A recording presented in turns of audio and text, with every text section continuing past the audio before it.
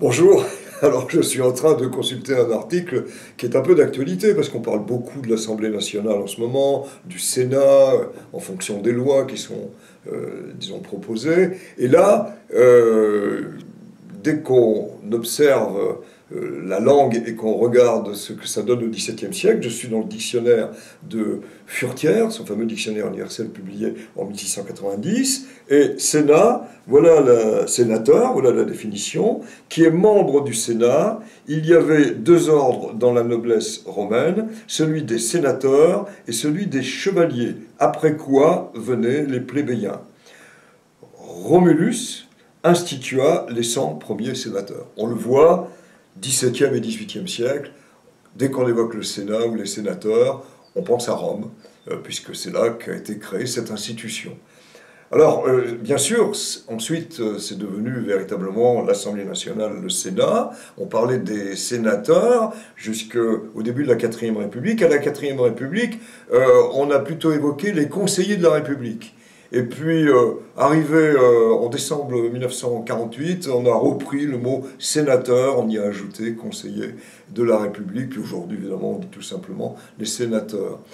Alors, on n'est pas sénateur à 25 ans, hein, et tout ça nous fait revenir à l'étymologie du mot sénateur, qui est donc le latin senex, qui veut dire âgé, ayant de l'expérience. Bon, c'est bien un peu le cas, effectivement, des sénateurs.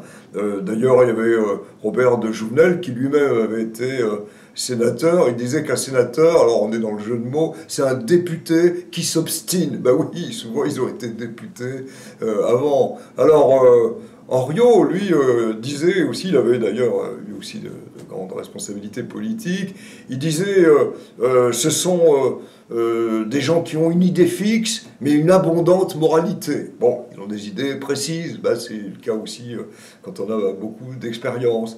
Après, ben, il y a eu évidemment des jeux de mots, sur le pas de sénateur, celui qui marche lentement, parce que c'est une fonction très honorable, très honorifique aussi, et donc il n'est pas question de courir et d'être dans l'agitation.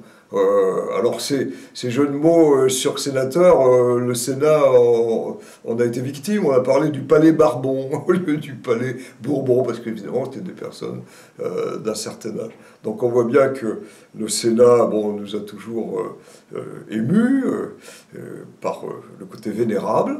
Alors il y a un autre mot sénateur qu'on a complètement oublié, qui est désigné les mendiants vénérables. Un sénateur, en argot, au XIXe siècle, c'était un mendiant d'un certain âge, vénérable, et il y avait au faubourg du Temple un café qui s'appelait le Sénat, et qui était un café où se retrouvaient ces mendiants vénérables, donc tout ça ne manque pas de charme. Bon, quand même, dire que quand on est sénateur, il faut avoir la santé, ça tombe bien, parce que justement, l'anagramme du mot Sénat, c'est la santé.